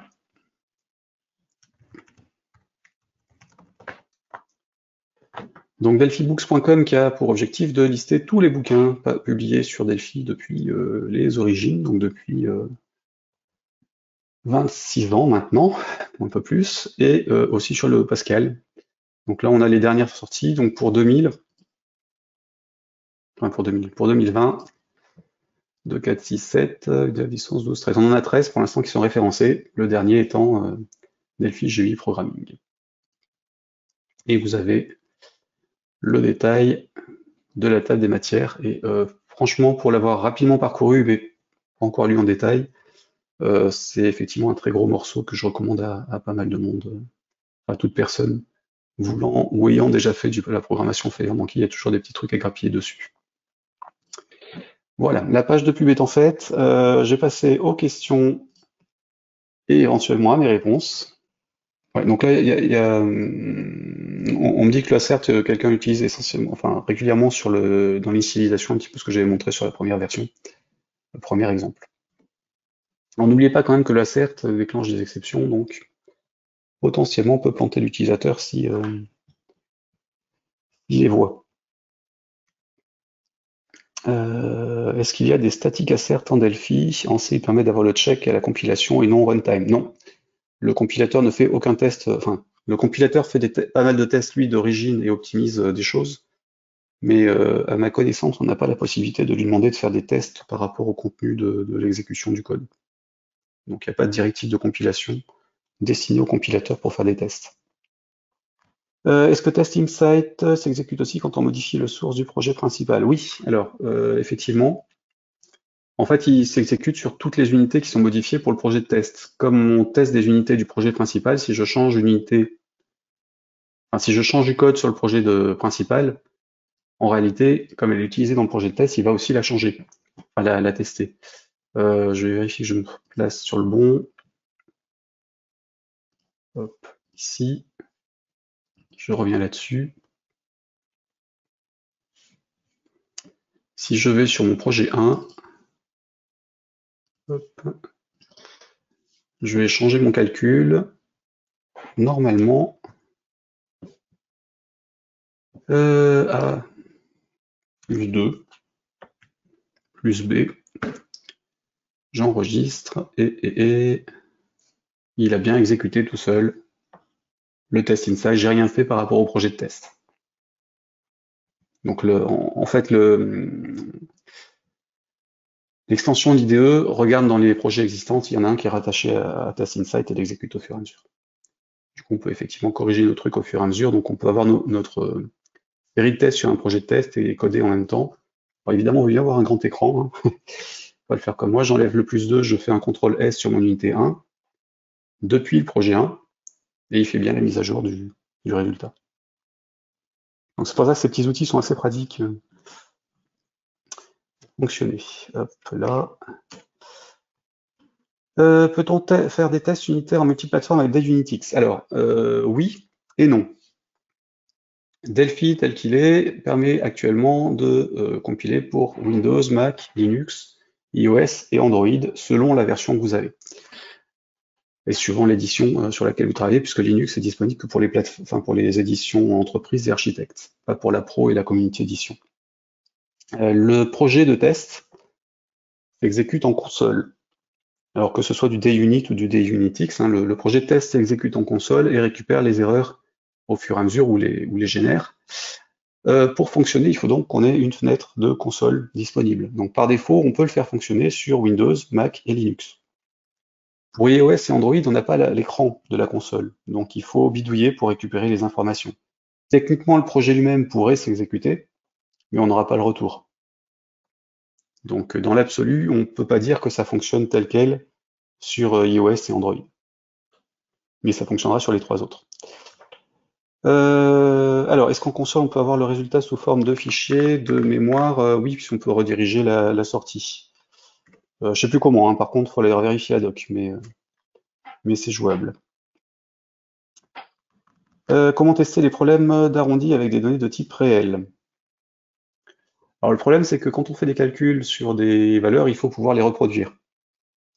Les problèmes d'arrondi sont assez difficilement reproduisibles. Mais si on trouve un moyen pour faire le calcul, on peut le tester. Après, là, c'est vrai que sur ce coup-là, j'ai pas de solution à proposer. On a les tests, enfin, on a les checks machin qui fonctionnent sur. Oui, ma souris. Là. Ici, si je retourne sur mon projet de test, unité 2. Dans les tests, les R-equal, par exemple, on a un certain nombre de. On a les tests sur pas mal de types de données, y compris les doubles et les extended. Donc on peut faire ce qu'on veut. Mais c'est vrai que tout ce qui est calcul, le problème c'est que si on fait une fonction qui fait un calcul et que derrière on refait le même calcul, il y a des chances qu'on obtienne la même chose. Donc là effectivement, compliqué. Mais ça mérite de jeter un coup d'œil et de voir s'il y a des solutions à côté pour le faire selon les cas. Clairement, les tests unitaires sur des fonctions telles que l'ajout que j'ai utilisé ne servent pas à grand chose, hein. C'est plus quand vous avez beaucoup de calculs à faire quelque part ou que vous avez la création de fichiers, la création d'objets ou autres que vous pourriez tester derrière, que ça a un intérêt. Webinaire intéressant pour savoir que ça existe, mais effectivement, en 20 ans de Delphi, je ne sais pas sur quel projet j'aurais pu le mettre en œuvre. Sylvain, c'est aussi mon problème. C'est ça que, bon, j'utilise peu, mais ça m'arrive. Et c'est vrai que je l'ai pas vu souvent sur les projets qu'on croise sur GitHub et les autres, hein. Donc c'est vrai que l'open source a quand même tendance à ne pas faire de tests à côté. Ce qui, à mon sens, est une vraie erreur. En tout cas sur les projets Delphi. C'est vrai que tout ce qui est PHP et projet de site, en général, il y a des projets de test à côté, au moins pour les nouvelles versions du langage. Il y a toujours un truc à exécuter sur ce système pour vérifier que la version qu'on vient de compiler fonctionne. Mais là, on pêche un petit peu là-dessus dans l'environnement, dans nos langages courants, on va dire. C'est vrai que sur les petits projets ou sur les projets sur lesquels on travaille seul, c'est plus rare. Alors, dans une unité où on a une ou deux classes qui contiennent plusieurs fonctions procédures chacune, pour simplifier l'ordre des tests faits ou à faire, j'aimerais trier les codes en fonction dans la zone implémentation, dans le même ordre que dans l'entête. Alors, GExpert, comme d'autres extensions, aurait pu le faire, c'est pas le cas. Il y a plusieurs demandes qui ont été faites en Embarcadero par rapport à ça, notamment dans la partie refactoring, où des gens en création des procédures et fonctions pour qu'ils les retrient par rapport à ce qu'on met dans l'entête. Je ne sais pas si ça aboutira à quelque chose. Mais en tout cas, c'est un truc qui est dans l'air. Et à ma connaissance, il n'y a pas de solution actuelle pour retrier le code source enfin, le code de l'implémentation par rapport à ce qu'on trouve dans l'interface. Donc à nous de nous débrouiller. Après, on a toujours la possibilité, suivant ce qu'on est en train de faire, hop, ici, de passer par ces trucs-là pour les avoir dans l'ordre, mais à la main, ou se faire une extension qui pourrait faire un explorateur de projet, puis éventuellement régénérer un truc par rapport à ça. Il y avait alors c'était, ouais, je sais plus trop où c'était, donc je vais pas vous le dire, mais il y avait un projet qui permettait d'explorer des unités enfin, qui se greffaient sur le DI sous forme d'extension et qui permettait de lister tout ce qu'il y avait dedans. Donc ça pouvait servir à ça. Mais effectivement, pour l'instant, il y a rien pour ça. Par contre, dans les sources, faut pas hésiter à mettre des to-do, hein. Ici, si je suis dans une unité, je me dis que je veux faire un test là-dessus, to-do. Alors en commentaire avec les accolades parenthèse étoile ou double slash, to-do de point, faire test unitaire. Et si vous en mettez 10 dans vos projets, de temps en temps, vous allez en voir liste à faire qui se trouve dans fenêtre d'outils. Vous aurez tous les to-do qui sont à faire et vous allez dessus, vous mettez les trucs au fur et à mesure. Après, si vous en faites sur chaque unité, après, faut peut-être vous organiser différemment. Mais en tout cas, il y a des solutions dans l'environnement pour gérer ce genre de choses. Ou en tout cas, se mettre des penses intelligents, comme dit mon ami. Alors, oui, Hervé Jean-Louis qui me signale qu'il y a un livre qui devrait paraître chez Ely en décembre. Alors, je ne sais plus si c'est décembre ou janvier, un livre de Thierry Grasset, qui est un livre d'apprentissage global à Delphi et le Pascal. Donc les bases, hein. Enfin les bases et quelques concepts avancés, plutôt orientés VCL que FireMonkey, qui effectivement est actuellement en relecture et validation chez l'éditeur. Donc on devrait avoir une date officielle pour la fin de l'année ou le début de l'année prochaine. Et au passage, j'en profite pour signaler que le prochain livre qu'on devrait avoir en ligne, enfin en tout cas à disposition, c'est celui de Marco Cantu, qui est en train de réécrire, de remettre à niveau le dernier handbook qu'il avait fait. Et donc là, pareil, on est sur un pavé de 5 à 600 pages, que j'ai toujours pas fini de relire. mais, euh, mais c'est assez de lourd. Et donc on a au moins 2 ou 3 livres qui devraient sortir d'ici la fin de l'année par rapport à tout ça. Et puis aussi, pendant qu'on y est, hein, hop, je finis sur la pub. Pub utile, ce qui est très bien. On avait aussi Alistair Christie qui avait sorti un livre en septembre, 26 septembre, qui s'appelle Code Faster in Delphi. Alors, faut qu'on remette en forme la page de table de matière, mais le contenu est assez intéressant, pareil. Jetez-y un coup d'œil pour voir un petit peu. Lui, il est disponible sur LinPub uniquement en format numérique, avec des méthodes d'optimisation de travail, des conseils sur le fonctionnement global et les assistants et les différentes informations qu'on peut trouver sur l'environnement de travail et sur les projets Delphi. Donc ça peut remettre à jour sur certaines pratiques qu'on a au fonctionnement général en journée. Jean-Jacques qui me demande si on peut récupérer mon fond d'écran. Je t'enverrai un mail si j'y repense. Sinon, on a les. Alors, d'ailleurs, je ne sais pas si je l'ai pas remis déjà sur le site. Si vous allez sur Développeur Pascal, pareil, dans la partie série en menu, en haut, vous avez une rubrique fond d'écran quelque part dans la liste. Hop. Non, je l'ai mis à jour en mars, donc effectivement, le dernier en date n'est pas disponible. Donc là, vous avez tous ceux que j'avais fait jusque-là lors des présentations, différentes interventions en province et à Paris. Quelques-uns qui sont parus quasiment que en interne pour notamment le bêta test de Denavi. Et puis là, en l'occurrence, j'ai pas mis les derniers, je rajouterai ceux de la 10.4 dessus. Hop. Alors, Christophe qui me pose une question sur le code coverage. Donc oui, je vais y revenir juste après la série de questions. Il y a effectivement des choses disponibles. Ici, alors, existe-t-il des méthodes permettant de remonter une erreur sur un temps de traitement dépassé ou trop important? Alors, le problème des metrics, pareil, hein, c'est un gros sujet. Qu'est-ce que j'ai fait? J'ai dupliqué. Quand on est dans les sources Delphi, on peut faire du chronométrage de différentes fonctionnalités. Donc c'est à nous. On a des fonctions qui permettent de le faire. L'unité qui sert à ça, je ne me souviens plus comment elle s'appelle, mais c'est le tStopWatch, qui est un record, si je ne me trompe pas, docwiki. Hop là, librairie référence. Stopwatch. Ouais, donc c'est l'unité système.diagnostics qui contient un certain nombre de choses qui permettent de mesurer le fonctionnement de notre source, donc là en l'occurrence.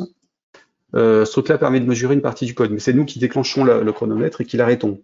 On ne peut pas intercepter des mesures. Par contre, dans Delphi, alors que je retrouve le bon écran ici, dans les options de projet, il y a plusieurs choses qu'on peut regarder. Donc je vais vous les montrer juste après, je vais passer à la suite des questions.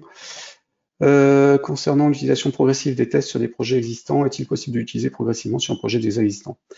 Bah, en fait, on peut faire comme on veut, puisque c'est nous qui rajoutons les tests au fur et à mesure ou quand on a besoin d'en faire. Donc là, sur un projet existant, bah, vous créez un deuxième projet de test avec l'une des techniques, enfin l'un des systèmes proposés, donc plutôt du JUnitX.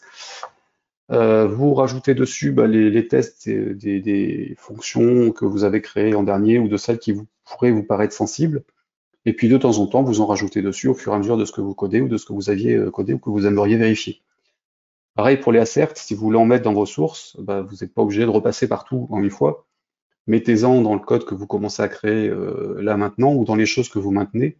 Et puis au fur et à mesure, vos projets s'étofferont et rajouteront des tests dessus et se sécuriseront au fur et à mesure.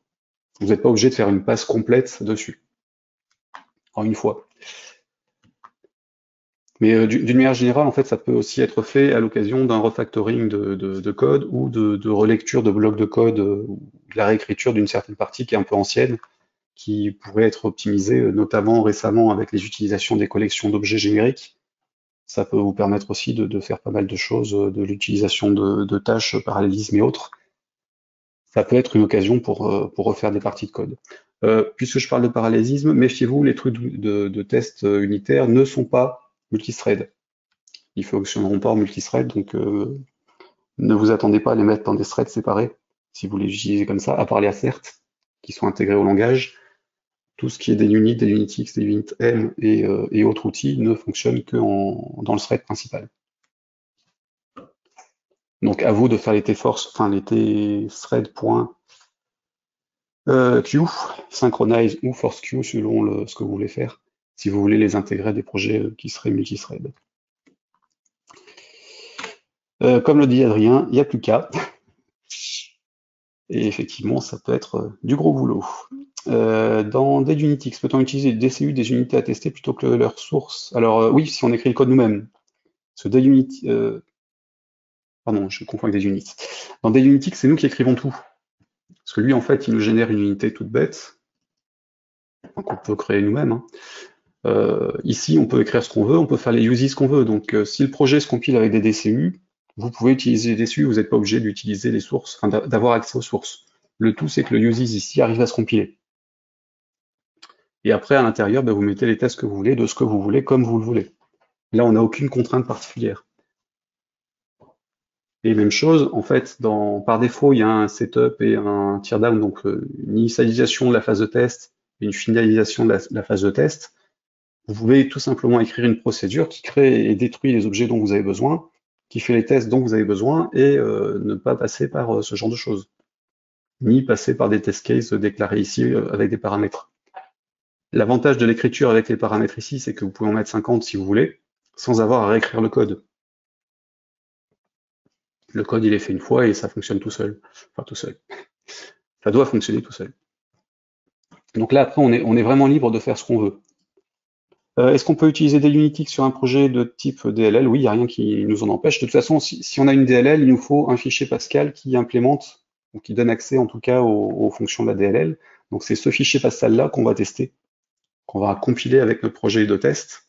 Et lui, il sera lié à la DLL automatiquement. Donc comme on le ferait pour un projet qui utilisera la DLL, On fait un projet qui utilise l'ADLL, mais en appelant des fonctions qui servent à la tester. Peut-on mettre en cascade les unités test après? Oui, ça reste un projet en Pascal, donc on fait ce qu'on veut derrière. Après, je suis pas sûr que ce soit prudent d'avoir une unité de test qui appelle une autre unité de test et des tests dans des tests. Enfin, là, ça dépendait un petit peu ce qu'on veut faire. Donc là, sur ce coup-là, dans l'absolu, c'est du Pascal, donc on fait ce qu'on veut. En pratique, restons méfiants. Ce serait couillon de planter un projet de test juste pour savoir si le projet d'origine fonctionne. Alors, Christophe qui répond à la question concernant les tests de valeurs réelles. L'une des surcharges de assert.arrequal, donc ça c'est dans DayUnitX, sur des valeurs extendies d'un paramètre tolérance qui permet donc de tester un presque égal. Oui, merci, effectivement. C'est partie des choses j'ai pas fait, auxquelles j'ai pas fait attention. Donc plutôt DayUnitX pour jouer à ça et voir ce qu'il y a dedans. Donc là j'ai fini la série de questions. Je vais juste vous montrer les 2-3 trucs que je voulais vous montrer en bonus, on va dire. Donc là je vais reprendre un projet de base, enfin de base, un projet un peu lourd. Donc je pourrais pas exécuter les assistants jusqu'au bout, mais un vrai projet. Non, je vais plutôt passer sur un petit projet sur le lot de ce truc-là. Là je refuse l'enregistrement. Donc là c'est un vrai programme qui fonctionne réellement. Pardon. Et donc juste pour vous montrer ce qu'il y a de disponible d'autre dans Delphi. Alors dans les projets, donc dans le menu projet, on a plusieurs fonctions plusieurs options qui permettent de voir un petit peu ce qui se passe dans le code, ou en tout cas dans les projets existants. On a notamment les métriques du contrôle qualité, l'audit du contrôle qualité et les métriques de toxicité des méthodes. Donc ça, ce sont 3 choses qui sont en standard. Alors je ne sais plus si elles sont dans toutes les éditions, mais normalement vous devriez les retrouver, y compris dans la Community Edition. Donc les métriques du code du contrôle qualité, je vais y arriver. Lance un test sur tout le projet ou sur une unité. Donc là, c'est le projet paramétrage. Si je lance ce test, alors j'espère qu'il sera moins long que ce que j'ai testé tout à l'heure sur le gros projet, où je me suis arrêté après 10%. Enfin, je dis ça, mais vu toutes les unités intégrées là-dessus, ça peut prendre du temps. Voilà, donc là il m'a sorti un résultat. Alors je ne sais plus à quoi correspondent les différentes colonnes, donc là je vous invite à regarder sur la doc. Mais ça donne un certain nombre d'informations sur le contenu du projet, les unités et l'analyse des procédures et fonctions qui sont dessus. Donc ça peut éventuellement vous aider à savoir s'il y a des choses qui peuvent être un petit peu bizarres. Donc là, par exemple, il y a une valeur en rouge. Donc je vais aller voir ce qu'il y a dessus. J'ai double-cliqué sur le 35. Il m'envoie sur l'unité. Mais comme je ne sais pas à quoi correspond la colonne, ça ne va pas aider. Si je l'agrandis, ça dit rien. Donc là clairement, il faut aller revoir la doc pour savoir à quoi correspondent les trucs. Mais en tout cas, c'est intégré et ça donne un certain nombre d'informations sur des mesures qu'il mesure. On a aussi donc l'audit, donc projet ici, audit du contrôle qualité. Donc là, pareil, je le lance. Alors là, par contre, je vais le lancer sur le projet complet, pas sur l'unité ou sur le truc sur lequel je suis.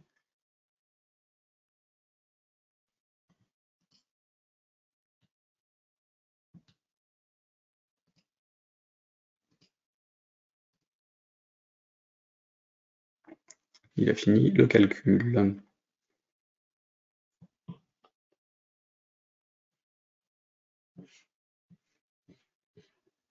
Il a fini le calcul, mais il met du temps à l'afficher. Voilà. Donc là, pareil, il faut savoir un petit peu à quoi ça correspond, parce que comme ça, on ne sait pas trop.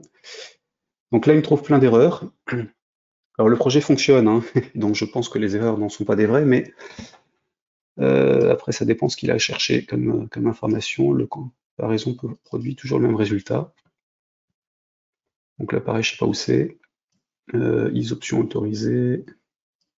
Ou alors sur ce truc-là, ça m'étonnerait pas trop.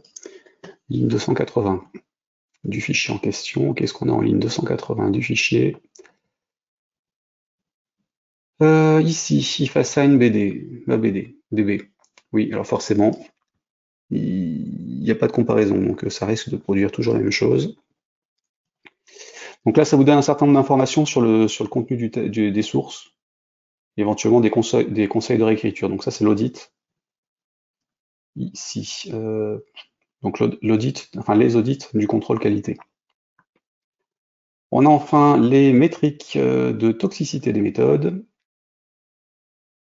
Alors là, tout à l'heure, ça m'a planté l'environnement, mais le fichier était sur 70 unités plus une centaine de frames. Donc, il a l'air de l'avoir un peu mieux pris. Voilà. Donc, j'ai des trucs un peu longs. Là, en l'occurrence, l'import machin devrait faire 184 lignes. Ils doivent considérer qu'il y a trop de choses dedans. Et il y a un pourcentage, enfin, il y a un taux de toxicité, donc une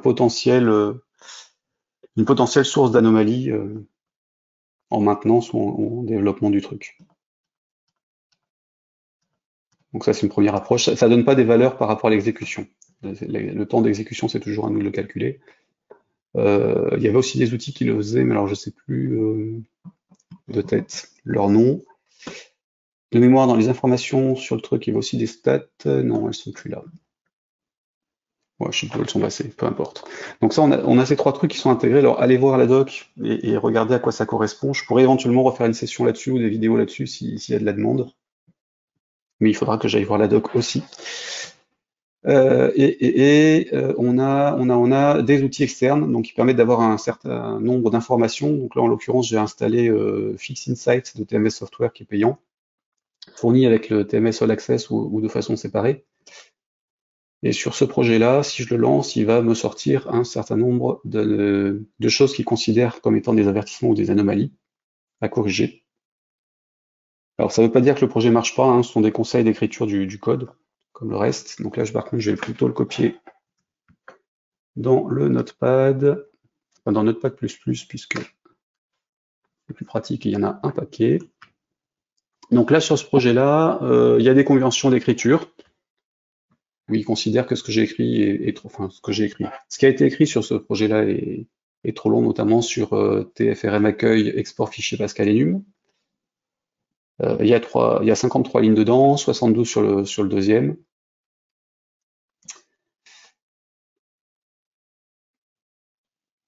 Ouais, qui est le même, mais peu importe. Ensuite, on a des conseils par rapport à des trucs qui manquent ou qui ont été modifiés sur des chaînes. On a un certain nombre de choses sur les classes qui sont self ou pas en self. Enfin, on a des informations qu'on peut traiter ou ne pas traiter, mais qui peuvent donner des idées de sources potentielles d'anomalies par rapport à des habitudes de développement. Et c'est vrai que de ce côté-là, TMS Software, qui a fêté ses 20 ans l'an dernier, a quand même de l'expérience vu le nombre de composants qu'ils ont développés. Et de ce côté-là, bah, ils ont utilisé leur expérience pour développer des outils qui permettent d'éviter des erreurs sur les projets, dont les leurs évidemment, mais aussi les nôtres. Et donc on peut aller jeter un petit coup d'œil à tout ça. Alors tout ce qui est warning, globalement, en général, je les oublie, mais tout ce qui est optimisation, ça peut valoir le coup d'aller jeter un coup d'œil. Et évidemment, tout ce qui est erreur, parce qu'il peut en détecter aussi, c'est à voir et à corriger, ou en tout cas à vérifier, quoi qu'il arrive. Il y a d'autres outils que TMS FixInsight, mais là encore, ma mémoire défaille parfois, et depuis quelques mois, c'est une catastrophe. Donc, je ne sais plus le nom de ces outils-là. Mais il y en a d'autres. Donc, vérifier optimisation de source sur votre moteur de recherche préféré. Je ne citerai pas le truc avec les couleurs, mais j'y pense fortement quand je le dis, et vous trouverez sans doute des solutions, et n'hésitez pas à les partager aussi en ligne ou à me reposer des questions pour que je triture un petit peu mes neurones pour retrouver les informations que j'ai quelque part. Voilà, je crois qu'on a fait le tour sur tout ça. Bah pareil, hein, si vous avez des questions, n'hésitez pas à me les reposer. Alors là, tout de suite, si vous voulez que je réponde tout de suite, enfin, si j'ai la réponse, évidemment. Par email derrière, ou directement à l'équipe de Burnside qui redirigera s'il y a besoin ou qui répondra s'ils ont la réponse, comme toujours. La miniature du code dans l'ascenseur, est-ce que c'est lié au patch? Alors non, oui, le navigateur. Cette partie-là, je suppose que Sylvain me voit. Donc là, j'ai le code source complet de mon unité. Et à droite, dans le concepteur de code que vous n'avez pas par défaut, j'ai le source qui est en réduit. On peut se balader dessus avec la souris, ce qui permet de continuer à travailler sur un côté en regardant autre chose en même temps. En tout cas pour s'en inspirer ou pour recopier des informations, et de se repositionner dessus. Donc ça, c'est un des deux plugins qu'a développé David Millington de Parnassus, qui sont désormais intégrés, qui ont été repris par Embarcadero. Alors avant, ils étaient disponibles depuis le site de Parnassus, parnassus.com. Maintenant, ils sont sur Getit, dans la rubrique IDE Plugin. Il contient actuellement 5 extensions de l'environnement. Alors là, ce que je vais vous montrer, c'est par rapport à ma version qui est archi. Je ne sais plus si je suis sur un architecte entreprise. Mais en gros, dans mon édition, il y a tout ça. Certains peuvent ne pas être disponibles selon la version que vous utilisez et l'édition sur laquelle vous êtes. Là, en l'occurrence, la partie droite, c'est l'extension navigateur que vous pouvez installer sur votre environnement et qui se rajoute et qui se lance au démarrage. Vous avez aussi Bookmark de David aussi qui améliore, qui augmente les capacités des favoris au niveau des sources plutôt que les 5 ou 6 favoris qu'on peut utiliser en standard. Là, il y a tout un ensemble d'outils qui sont pratiques si vous gérez des favoris dans vos projets. CodeSeed Express, donc, qui était un outil de logging qui permet d'envoyer des logs à distance ou en tout cas de récupérer des rapports de logs, notamment dans le cas de tests que vous feriez dans vos projets, que vous pourriez récupérer dedans directement sans avoir à les afficher à l'écran, qui pourrait fonctionner avec des applications mobiles aussi, puisque le CodeSeed s'exécute sur l'environnement sur lequel vous êtes, mais vous pouvez dialoguer à distance avec les composants qu'il fournit et la librairie qu'il fournit. TwinCompile, qui est pour les développeurs C++ qui accélère la compilation, et XML Mapper, qui est désormais un projet MVP. Donc XML Mapper, qui est un très vieux projet qui était fourni, un très vieux programme qui était fourni dans les outils de RadStudio, Delphi, C++ Builder pour manipuler des fichiers XML. Il a été mis en open source. Non, il n'est pas open source, puisque le dépôt n'est pas accessible. Donc il a été mis dans les mains d'un groupe de MVP qui l'ont remis à niveau. Donc c'est l'un des premiers projets MVP qui est sorti du travail en cours. Et donc a été relooké entièrement, remis à niveau, et qui permet de manipuler donc des fichiers XML de différentes manières et qui s'adapte aussi au thème d'environnement, qui est une grosse modification par rapport à la version historique du programme. Donc il y a juste à l'installer, puis il se retrouve à nouveau disponible dans l'outil XML Mapper. Là vous avez aussi un certain nombre de choses disponibles. Et d'ailleurs, puisque j'en suis à parler de Getit, surveillez bien si vous êtes en 10.4 ou 10.1, cette rubrique-là, le IDE patch au niveau de la page d'accueil, parce qu'il est possible que d'ici un certain temps, mais à un certain temps proche, il y ait deux, trois patchs qui sortent par rapport au compilateur, la prise en charge de Xcode 12 pour les développeurs iOS 14 et d'autres trucs dont je ne peux pas parler. Voilà, donc n'hésitez pas à vérifier cette partie-là et à installer après 2-3 jours quand ça apparaît en vous disant qu'il y a une nouvelle mise à jour. Voilà pour ça. J'espère que j'ai répondu à la question. Oui. Connaissez-vous un outil pour supprimer les units non utiles? Alors non. Ça pareil, c'est une question qui revient assez régulièrement. Quand un projet a plein d'uses, qu'est-ce qui se passe pour virer les unités qu'on n'utilise plus? Il faut se le faire à la main. Il y avait de mémoire GExpert qui avait un truc qui permettait de récupérer la liste des unités utilisées, mais il n'allait pas faire le ménage. Donc, GExpert ou CNPAC, je ne sais plus lequel des deux gros trucs d'extension. Donc, pour l'instant, il n'y a rien pour faire du ménage en automatique dans les projets. Ce que vous pouvez faire, vous, si vous êtes sur un projet VCL ou FireMonkey, alors attention, après, vous êtes assuré d'avoir bien fait des sauvegardes. Hein. Là, je vais créer un projet FMX.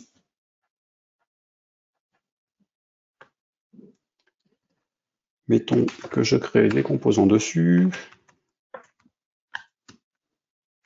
Go, TLT, machin. J'ai mis quelque chose, voilà. Donc là, j'ai un projet, j'ai un certain nombre de composants, j'enregistre ma fiche, je crée les unités qu'il faut dans l'interface. Donc il a tout ça. Les unités que vous allez rajouter vous regroupez-les à la fin de ce truc-là. Donc faites plutôt ça, machin, bidule, truc. Mettez-les à la fin systématiquement parce que si vous avez envie, vous pouvez effacer ça, réenregistrer et les remet. Donc il ne met que celles qui sont utilisées par les composants à l'écran. Donc c'est une solution pour faire du ménage, mais il faut y aller unité par unité et ça peut être risqué parce qu'il y a des trucs que vous pourriez avoir rajouté vous et qui ne va pas rajouter, enfin qui seraient utiles. Donc restez méfiant quand même sur ça. C'est le CTRL S qui fait l'ajout et il rajoute tout ce qui est dans la fiche. Après, tout ce que vous avez déclaré dans l'implémentation en uses, c'est à vous de vous débrouiller, quoi qu'il arrive. Et pareil, il y a des questions, enfin, alors je sais plus si c'est un truc public, sur quality.embarcadero.com, le site où vous avez la possibilité de demander des nouvelles fonctionnalités ou de signaler des anomalies ou des changements de fonctionnement standard, quality.embarcadero.com. On est normalement sur le projet de... Bon, bah, je suis enregistré sur celui-là, donc c'est très bien. Donc, vous pouvez vous loguer avec le compte que vous utilisez pour les licences. Hein. Dans le projet, vous avez le projet RAD Studio, par défaut, qui vous donne accès à toutes les demandes liées à RAD Studio. Hop. Donc, vous pouvez chercher dans les demandes s'il y a quelque chose. Alors, faites des recherches en anglais et écrivez en anglais dessus, parce qu'évidemment, le dispatch derrière se fait en anglais, donc ils traduisent hein, s'il y a besoin, mais autant gagner du temps pour tout le monde. Enfin, surtout pour que derrière ce soit traité et vu par d'autres utilisateurs qui pourraient éventuellement voter sur une demande. Donc là, vous pouvez faire vos demandes de nouvelles fonctionnalités, et notamment ce genre de choses. Faire un outil qui permet de nettoyer les unités non utiles, pourquoi pas. Mais là, sur ce coup-là, David Millington avait répondu que c'était assez compliqué, parce que ça peut être une unité qui semble être non utilisée et qui, au final, pouvait être utilisée sous forme d'interface ou autre, qui n'avait pas des liens directs, mais qui pouvait remonter sur des descendances. Donc ça peut être un peu tordu. Où trouvera-t-on le support de ce livre et quand Live, pas livre. Donc sur mon blog, développeur-pascal.fr.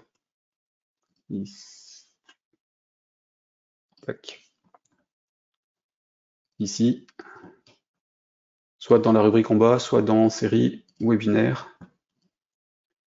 Vous avez la liste de tous ceux auxquels j'ai participé, et donc ce sera celui du 3 novembre. Après, de toute façon, en fin de session, en automatique, une semaine après, enfin dans la semaine qui suit, vous devriez recevoir un email qui vous redonne les liens utiles, donc surveillez vos emails. Vous avez aussi un lien vers l'inscription sur le suivant si vous avez envie de participer au suivant. Et ce sera la seule utilisation des emails qui sont faites par rapport aux inscriptions sur les webinaires. Le serveur Embarcadero Get-it n'a pas pu être atteint. Pourquoi? Alors là, je suppose qu'il doit être un peu chargé pour une raison ou pour une autre. Ils ont peut-être commencé à déployer une mise à jour. N'hésitez pas à retester, parce que ça, en général, c'est des machines qui plantent. Donc, vous retentez le lendemain ou quelques heures plus tard, ça peut repasser. Si effectivement Get-it déconne, et si ça déconne durablement, n'hésitez pas à laisser un petit mail à Varnstedt qui fera remonter, ou directement contacter Embarcadero si vous avez accès sur différents forums à des personnels de chez eux. Mais en général, quand ça plante, ils sont assez vite au courant. Donc ça peut repartir dans les heures qui suivent. Alors, Charles-Henri qui me dit que CNPAC peut le faire, donc c'est par rapport à la question sur le tri et le ménage sur les unités. Je ne savais plus lequel, mais effectivement, il y avait un truc par contre de mémoire, il ne faisait pas la suppression complète. Enfin, en tout cas, jetez un coup d'œil pour voir ce que ça donne. Christian qui rajoute, alors par rapport à test Fix Insight de TMS, donc l'outil qui permet de parcourir le source d'un projet et de donner des conseils par rapport à son contenu. Christian qui me dit que Delphi Parseur Analyzer le fait aussi, alors je sais plus. Hop. Ici.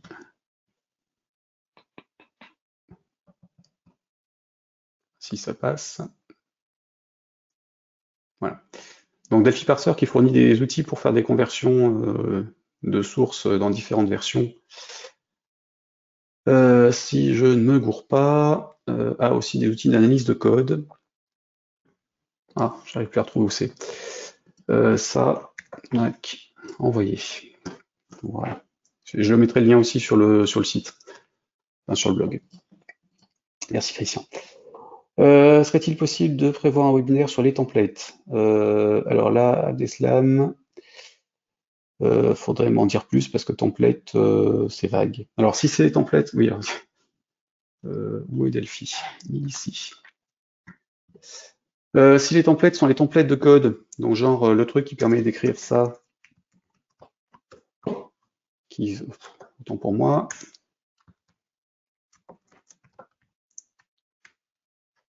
Je sais plus comment ça marche. Taxon. Bon, peu importe. Si c'est les templates de code, effectivement, on peut envisager le truc. Sinon, il faudrait m'en dire plus. Mais en tout cas, envoyez-moi un mail donc depuis le blog, donc depuis développeurpascal.fr pour que je regarde ce que c'est, puis éventuellement on en reparle. Dans le livre de Alistair Christie, pardon, il parlait aussi des templates, si je ne me trompe pas. Ouais, code templates. Donc n'hésitez pas à jeter un coup d'œil aussi, éventuellement, si ça répond à la question. Mais à voir. Pour analyser les uses inutiles, il y a Icarus. Uses List Analyzer for Delphi de Pengaza. J'irai voir ce que c'est. Je pense que là sur ce coup-là, je parcourrai toutes les remarques et suggestions pour essayer de refaire un post là-dessus après. Donc ce truc-là qui serait un peu ancien, parce que la dernière version serait l'X6. Ok. Ah oui. Effectivement. Get-it commande pour le passage en online qui devrait plus être nécessaire. Y a-t-il un webinaire sur le refactoring? Je n'en ai pas fait. Alors là encore, c'est un truc que j'utilise jamais.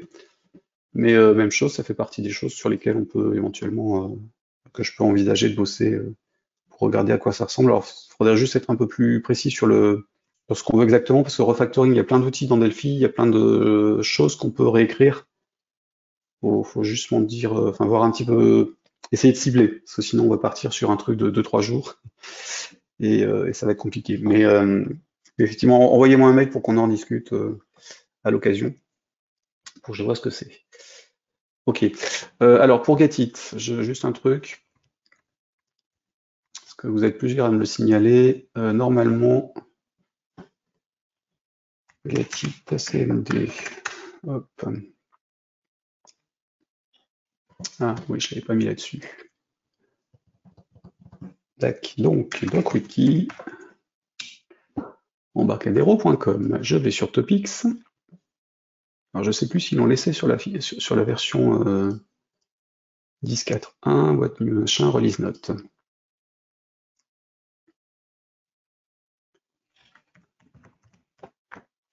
Donc pour ceux qui utilisent Gatit en version, enfin qui ont installé pardon leur édition de RadStudio, Delphi ou C++ Builder directement depuis la version ISO, il va falloir exécuter la commande que je vous copie dans la fenêtre de chat, getitcmd.exe-c égale useonline pour pouvoir accéder à la version, au catalogue en fait de Getit.